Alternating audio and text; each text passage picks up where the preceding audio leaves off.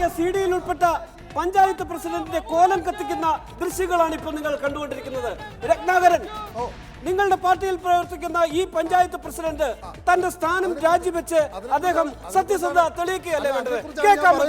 ഞാൻ പറയാൻ വന്നത് അത് തന്നെയാണ്. കാരണം എന്ന് വെച്ചാൽ ഈ പഞ്ചായത്ത് പ്രസിഡന്റ് എന്ന് പറഞ്ഞ ആള് മുൻകാലങ്ങളിൽ ഒരുപാട് നല്ല കാര്യങ്ങൾ പഞ്ചായത്തിൽ ചെയ്തിട്ടുള്ള ആളാണ്. മാത്രമല്ല ഈ CD എന്ന് പറയുന്ന ഈ സാധനം ഇത് ഗ്രാഫിക്സ് പോലുള്ള ഈ ആധുനിക വിദ്യ ഉപയോഗിച്ച് എന്തെങ്കിലും അയാളെ മോർഫ് പറയാൻ പറ്റില്ലല്ലോ. ഇതിന്റെ പുറകിൽ ആരായാലും അത് കണ്ടുപിടിച്ച് കയ്യാമം ചെയ്യുന്നത് താങ്കൾ സംസാരിച്ചപ്പോ ഞാൻ മിണ്ടായിരുന്നല്ലോ. ഞാൻ പറയട്ടെ, എന്താ താങ്കൾ പറഞ്ഞു ഇത് ഗ്രാഫിക്സ് ആന്ന് പറഞ്ഞു. ഇത് ഗ്രാഫിക്സ് ആന്ന് പറയാനായിട്ട് നമ്മൾ ബാഹുബലി സിനിമയുടെ CD ഇട്ട് കാണുമല്ല, ഒരു പഞ്ചായത്ത് പ്രസിഡന്റ് രാസലീലകളാണ് കാണുന്നത്. ഗ്രാഫിക്സിനെ കുറിച്ച് താൻ ഒരു അക്ഷരം വിട്ടിപ്പോ അല്ല രത്നാകര, ഈ ഗ്രാഫിക്സ് തന്നെ കുഞ്ഞമ്മയുടെ പോനോ? എന്റെ കുടുംബക്കാരെ ഇതിനകത്തോട്ട് താൻ വലിച്ചെടുക്കരുത്. ഞാൻ തന്റെ കുടുംബത്തിലുള്ള ഒരാളെ കുറിച്ച് ഒന്നും പറഞ്ഞിട്ടില്ല. എന്റെ കുടുംബക്കാരെ താൻ ഇതൊക്കെ തെളിവുകളുണ്ട്.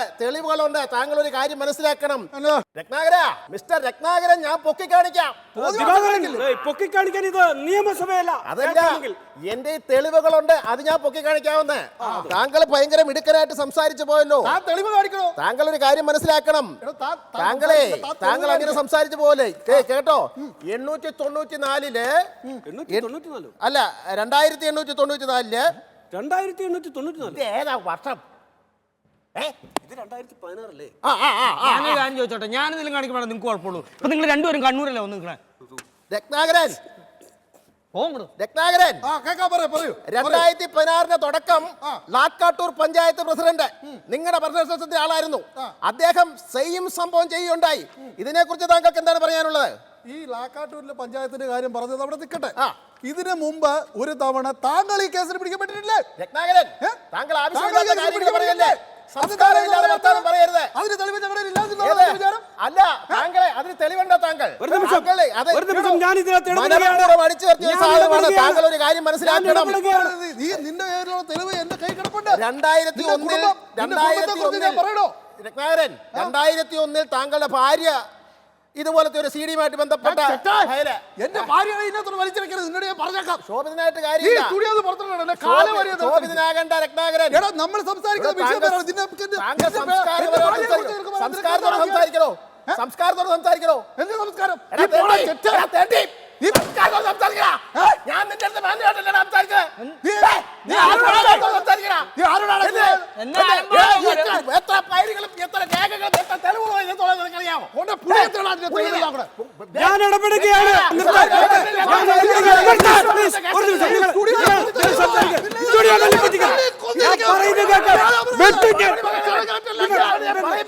നമുക്ക് തിരിച്ചു വരാം. അല്ല നിങ്ങൾ പറ, എന്റെ ഭാര്യയെ കുറിച്ച് പറയണ്ട.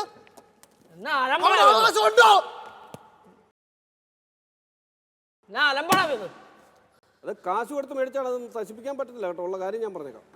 കുറെ നേരമായല്ലോ തറയണേ, ഞാനും അതിനേക്കാൾ തരാം കേട്ടോ. രണ്ടുപേരും പരസ്പരം അവരുടെ കുടുംബങ്ങളെ കുറിച്ച് പുകഴ്ത്തി പറഞ്ഞ സ്ഥിതിക്ക് നമുക്ക് തിരിച്ചു വരാം. പഞ്ചായത്ത് പ്രസിഡന്റിന്റെ വീട്ടിൽ നിന്ന് റിപ്പോർട്ടർ വിക്ടർ ലൈനിലുണ്ട്. വിക്ടർ, താങ്കൾക്ക് തുരടാം. പറയാവുന്നു. നിന്നോട് ഇത് വല്ലതും ചോദിച്ചോ? നീ ഇടയ്ക്ക് കയറി വിക്ടർ, ഇപ്പോൾ എന്താണ് അവിടുത്തെ അവസ്ഥ? എടാ, ഡീസൽ വണ്ടി 2012 മോഡൽ. വിക്ടർ, വണ്ടി കച്ചവടം ഉണ്ടാക്കാതെ നീ പോയ കാര്യം എന്താന്ന് പറയാനാ പറഞ്ഞു. ഹലോ ഹലോ, ഹരിചന്ദ്രൻ കേൾക്കുന്നുണ്ട്? പറയൂ. കേൾക്കുന്നുണ്ട്. അതായത് ഞാനിപ്പോൾ പഞ്ചായത്ത് പ്രസിഡന്റിന്റെ വീട്ടിന്റെ മുന്നിലാണ് നിൽക്കുന്നത്. ഇതുവരെ കണ്ടിട്ടില്ലാത്ത കാഴ്ചകൾ എനിക്കിവിടെ കാണാനുള്ള ഭാഗ്യം ഉണ്ടായിട്ടുണ്ട്. കുറച്ച് ആൾക്കാർ കടകൾ തല്ലിപ്പൊളിച്ചും മറ്റു ചില ആൾക്കാർ ക്ഷുഭിതനായിട്ട് നിൽക്കുകയാണ്. അതായത് പഞ്ചായത്ത് പ്രസിഡന്റിന് വീട്ടിൽ നിന്ന് ഇറങ്ങാൻ ഒരു രക്ഷയില്ലായിരുന്നു തോന്നുന്നു. നാരായണത്തിന്റെ ഭ്രാന്തനെ പോലെ ഒരുത്തൻ കല്ലെടുത്ത് വെച്ചുകൊണ്ട് നിൽക്കുകയാണ്.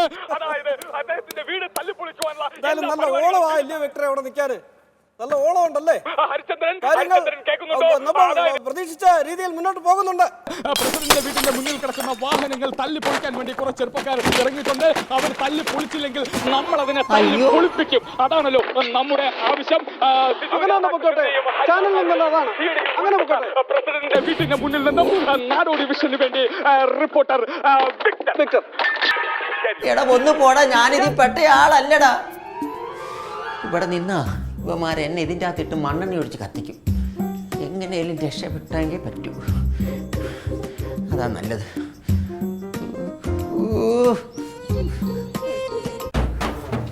അയ്യോ, നാട്ടിലുള്ള വധൂരികൾ മൊത്തം ഉണ്ടല്ലോ. ഞാൻ എന്നാ ചെയ്തിട്ട് എൻ്റെ വീട്ടിൽ വന്ന് ഈ അക്രമം കാണിക്കാനായിട്ട്? എൻ്റെ ദൈവം തമ്പുരാനെ, ഇവിടുന്ന് ഞാൻ എങ്ങനെയൊന്ന് രക്ഷപ്പെടും? കാത്തോടെ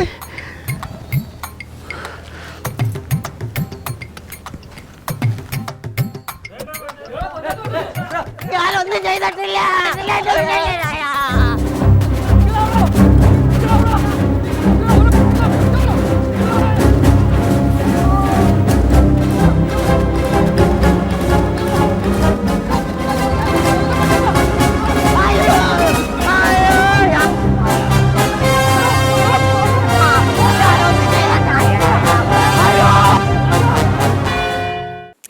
വാർത്തകൾ വിശദമായി.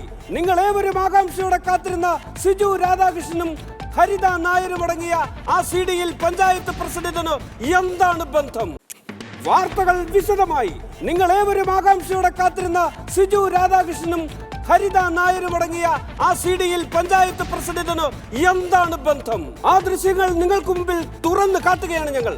18 വയസ്സിന് താഴെയുള്ള കുട്ടികൾക്ക് ഇത് ആരോഗ്യത്തിന് ഹാനികരമായേക്കാം എന്ന് കരുതി ഒളിച്ചും പാത്തുവരുന്ന് വേണമെങ്കിൽ കാണാം.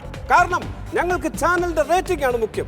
ആ സീഡിങ് ഇതായിട്ട് കാണാന്ന്. അല്ല, നമുക്കൊരു കാര്യം പറയാനുണ്ട്. എന്താ കാര്യം? ഇതിനെ കുറിച്ച് ഒരു കാര്യം പറയാൻ. ഇനി ഒരു കാര്യം പറയണ്ട. അല്ല, അങ്ങനെയല്ല, ഒരു കാര്യം പറയാനുണ്ട്. ഇവിടെ കാണാൻ പോകുന്ന പൂരം പറഞ്ഞു കേൾപ്പിക്കേണ്ട കാര്യമുണ്ടോ? സാർ ഒരു കാര്യം പറയട്ടെ. കണ്ടറിയണം, ഒന്നും പറയാനില്ല. എനിക്ക് ഒരു കാര്യം പറയാണ്ടെന്ന്.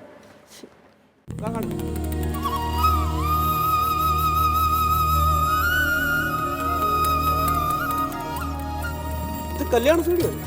ആ കല്യാണ സീഡിയാന്ന്.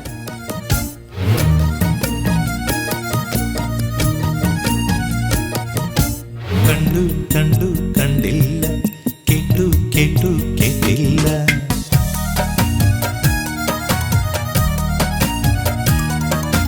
കണ്ടു കണ്ടു കണ്ടില്ല, കേട്ടു കേട്ടു കേട്ടില്ല. കൊച്ചു പൂമ്പൊടിയായി പൂമഴയായി പൊന്നോമനക്കിന്നാരം. കൊച്ചു പൂമ്പൊടിയായി പൂമഴയായി പൊന്നോമനക്കിന്നാരം. ഈ കൈവളകൾ കൊഞ്ചുമ്പോൾ 1000 പൂക്കാലം. ഈ പുഞ്ചിരിതൻ പാൽക്കടലിൽ ഞാൻ ആരില പൂന്തോണി. ഒന്നു വന്നു കൂട്ടിരുന്നു, ഒന്നു മിണ്ടി മിണ്ടിയില്ല.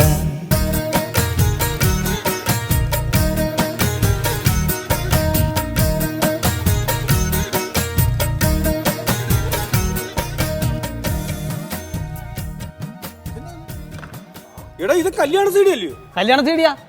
എന്റെ അമ്മണിച്ചിട്ടില്ല, അമ്മണിച്ചിട്ടയുടെ മോൻ സിജു രാധാകൃഷ്ണനും മണി നായരുടെ മോള് ഹരിത നായരും തമ്മിലുള്ള കല്യാണ സീഡി. നീ എന്നോടാ പറഞ്ഞ പഞ്ചായത്ത് പ്രസിഡന്റ് ഇതിനകത്തുണ്ടെന്ന്? പിന്നെ നിങ്ങൾ സൂക്ഷിച്ചു നോക്ക്.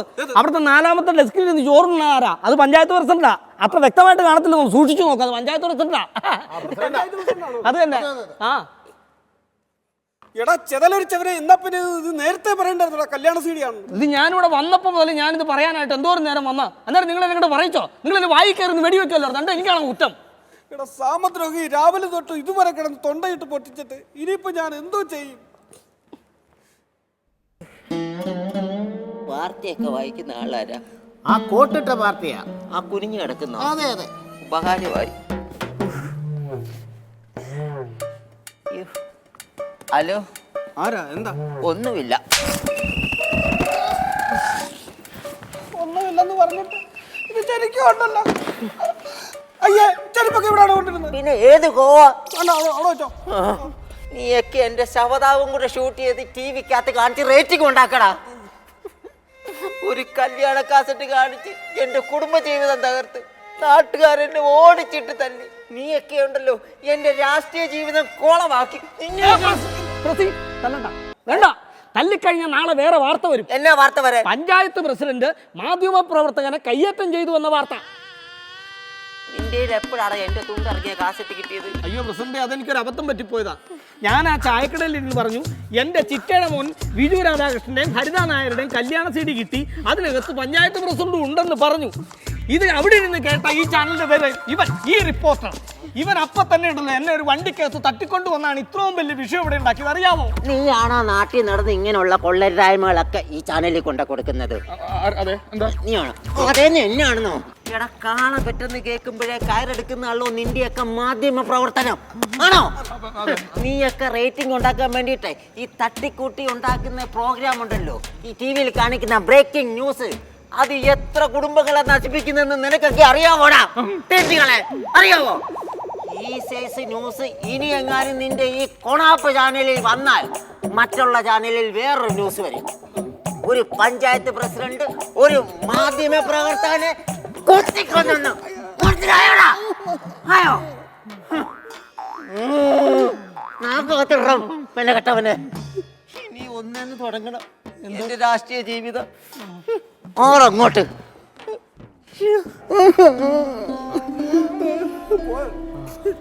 അതിന് ഞാനെന്താ ചെയ്തു? ഞാനെന്താ മാധ്യമധർമ്മമല്ലേ ചെയ്തുള്ളൂ. ഇനി ധർമ്മമല്ല ചെയ്യേണ്ടത്, ഇനി ഒരു കർമ്മ ചെയ്യേണ്ടത്. നിങ്ങളുടെ ഈ ചാനലിന്റെ 5 പേരെ അങ്ങോട്ട് പിടിച്ചു നിർത്തി നിങ്ങളുടെയൊക്കെ അന്ത്യകർമ്മ ചെയ്യേണ്ടത്, മനസ്സിലായോടാ? പോടാ,